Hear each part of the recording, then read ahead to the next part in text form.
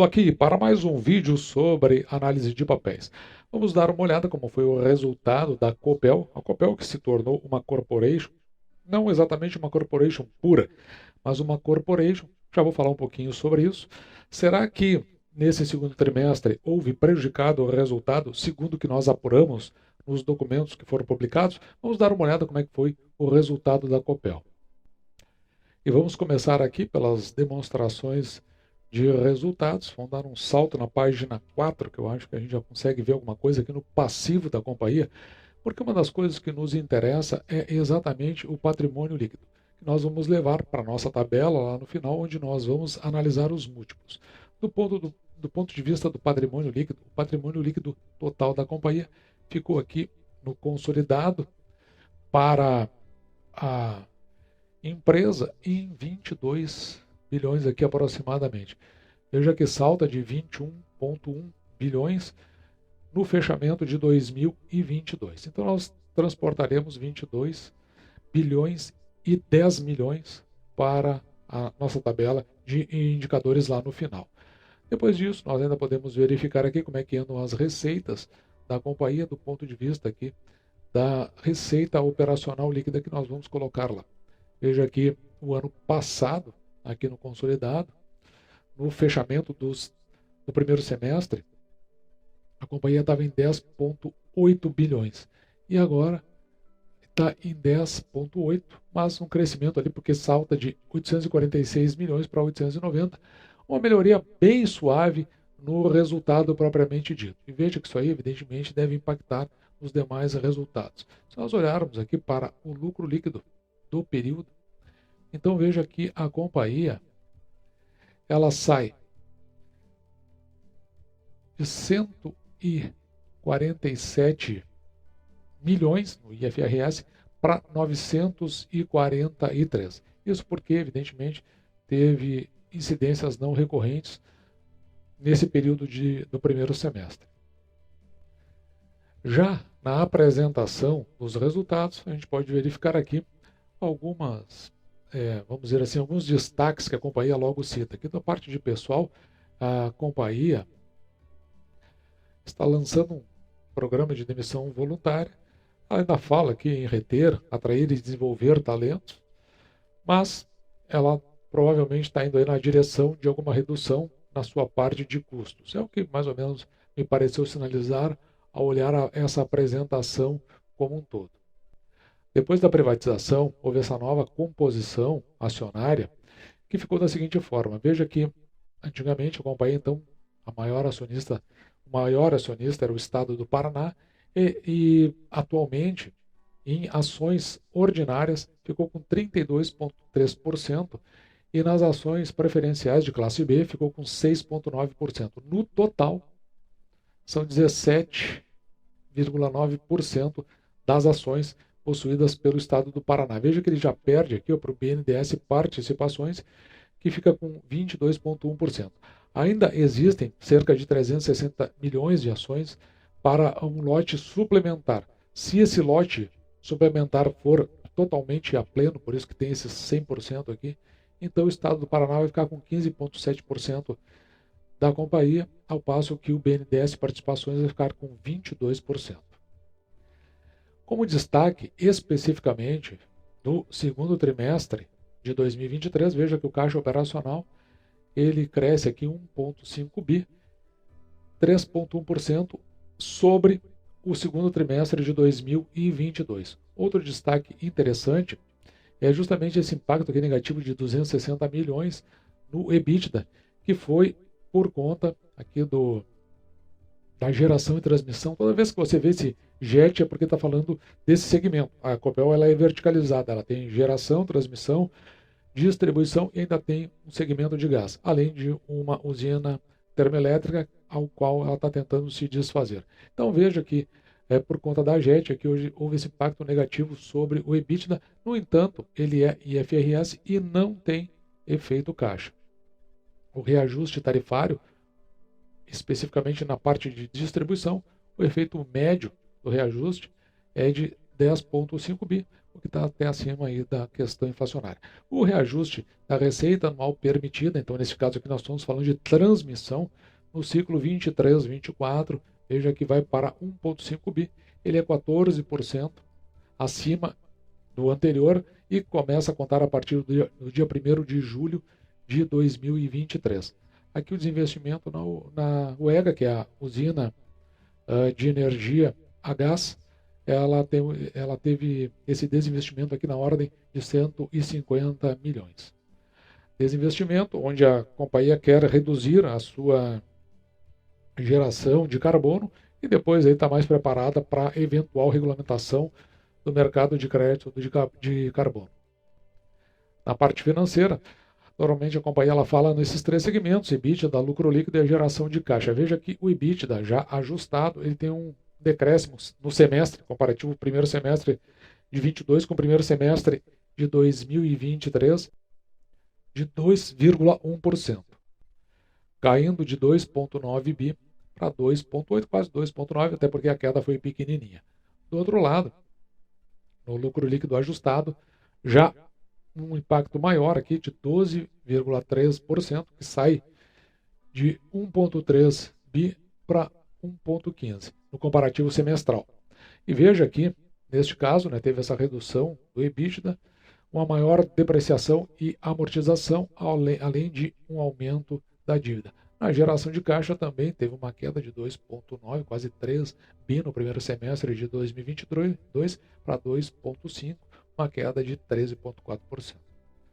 E o que mais impactou nessa queda do EBITDA ajustado de 1,5 para 1,2, quase 1,3 bi, uma redução aqui de 220 milhões, de 14,7%, foi exatamente na geração e transmissão, justamente pelos impactos da questão inflacionária. A gente pode verificar o que mais impactou aqui embaixo. Veja que tem uma flechinha para baixo aqui dizendo aquilo que mais impacta. O primeiro grande impacto foi essa remuneração ativo de contrato em 102, que é exatamente o que eu falei, por uma questão dos reajustes tarifários, a equivalência patrimonial, que teve uma redução de 135 milhões, e a parte de serviços de terceiros, que cresce aqui 21 milhões, portanto, impacta negativo, chegando nesse impacto aqui de 307 milhões. Já, por outro lado, a distribuição, que está aqui, veja que ela cresce 101%, e o que impactou positivamente foi o reajuste aqui no valor da parcela B, em 129 milhões, e também melhoria na margem de comercialização de 11 milhões. E lá atrás nós falamos daquele PDV, isso porque, veja aqui, o PMSO, então aqui a gente está falando das despesas, tanto administrativas quanto de pessoal. O que interessa está aqui, deste lado que eu vou marcar para você. Veja aqui o segundo trimestre, ele vai a 977 milhões, quase 1 bilhão, crescimento de 34,4% no comparativo trimestral, e o ajustado no comparativo semestral 12,7%, e aqui a gente tem que entender que isso aí fica bem acima da inflação. Qual o maior impacto? Veja esse provimento, PLR, PPD, que é esse que está aqui em cima, que foi reflexo da provisão de devolução em 2022. O terceiro maior impacto, que é a despesa com terceiros, casualmente, está marcado aqui em cima, reflexo então dos novos ativos e manutenção do sistema elétrico, são coisas novas que entraram. E por fim, as provisões, elas estão aqui embaixo, litígio com a ANEEL, referente à metodologia de cálculo da MCSD, e que nesse caso faz elevar para esse patamar, que é o que mais impactou neste caso específico, na composição das despesas do PMSO da companhia. Na alavancagem, a dívida líquida da companhia vai a 11,4, quase 11,5 bilhões, e a dívida líquida em relação ao EBITDA ajustado fica aqui em 2,5 vezes. Significa que, por exemplo, aqui na amortização, a companhia com que ela tem em caixa, mais a distribuição que ela tem da dívida, ela pagaria, pelo menos assim no curto prazo, em 2 anos e meio, em função do EBITDA. Aqui, o que o vídeo relevante foi no ano de 2025, veja, que tem uma parcela muito significativa da dívida para ser paga. Isso aqui pode impactar nos seus proventos lá no final em 2025. Lá no final não, né? Mas no meio de todo esse processo, em 2025. Então, fica de olho você que é acionista da companhia. O custo dessa dívida, o custo médio está em 9,52%, a maior parte da dívida está em CDI, então provavelmente a companhia que esteja torcendo para a queda dos juros da nossa economia, e o restante aqui, 31%, está atrelado à inflação. Na parte de perguntas e respostas, o que eu vi de relevante aqui foi o que a companhia veio a mencionar em termos, aquilo que mais interessa para o investidor, que é o pagamento de dividendos. Então, eu vou direto nessa parte que eu achei que foi a mais relevante. Os valores de dividendos serão definidos em setembro de 2023?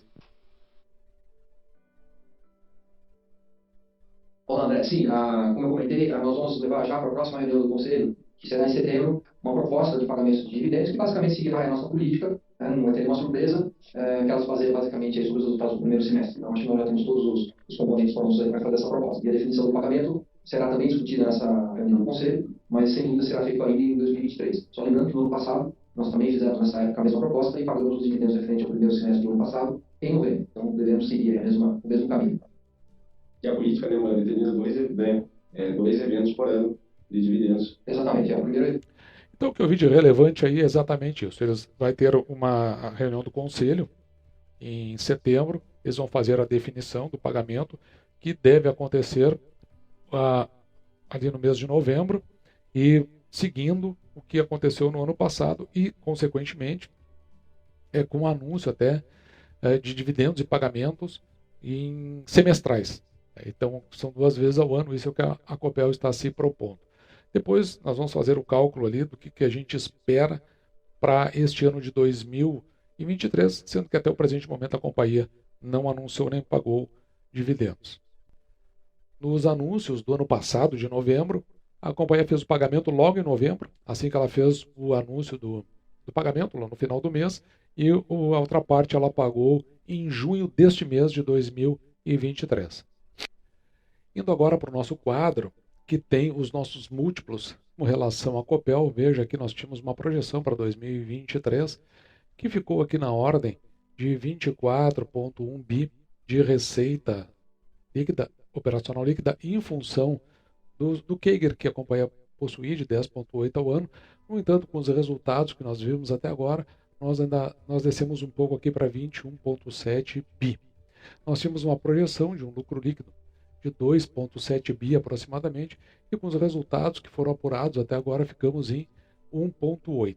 Com isso, considerando um payout aqui da companhia de 50%, ela tem condições de pagamento de 32 centavos. Nós tínhamos projetado 35.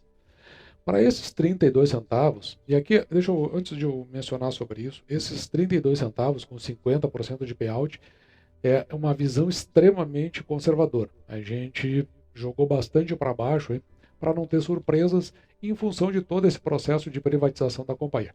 Pode ser que a companhia vá bem além disso, se aproximando bem rápido desses 88 centavos que a companhia pagou em proventos no ano de 2022. Veja que se nós tomarmos esse dividendo projetado de 32 centavos e dividirmos por 6%, que é o mínimo que nós aceitamos receber em proventos pelo valor que pagamos pela ação, nós teremos um preço teto aqui de R$ 5,30 aproximadamente.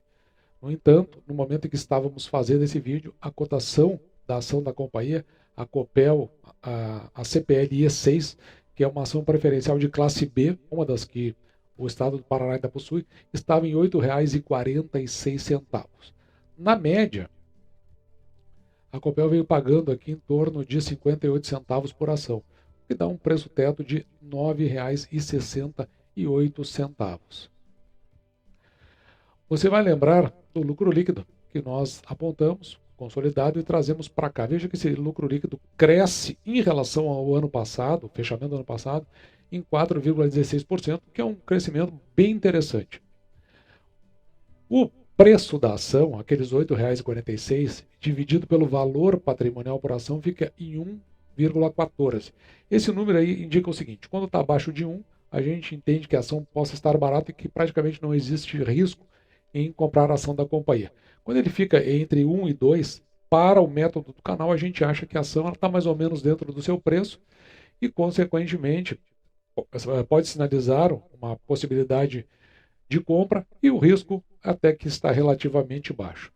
Já o preço da ação, dividido pelo lucro líquido para ação, 13,30, um indicativo aqui de que, em confirmado, o lucro líquido que nós estimamos, esse 1,8 bi, nós temos aqui o indicativo de que a companhia, você comprando a R$ 8,46, terá o retorno em função do lucro líquido em aproximadamente 3 anos e 3 meses, o que é bastante elevado na nossa opinião. Veja aqui o dividend yield da companhia, ele ficou aqui em 3,76%, considerando esses 32 centavos que nós estamos estimando.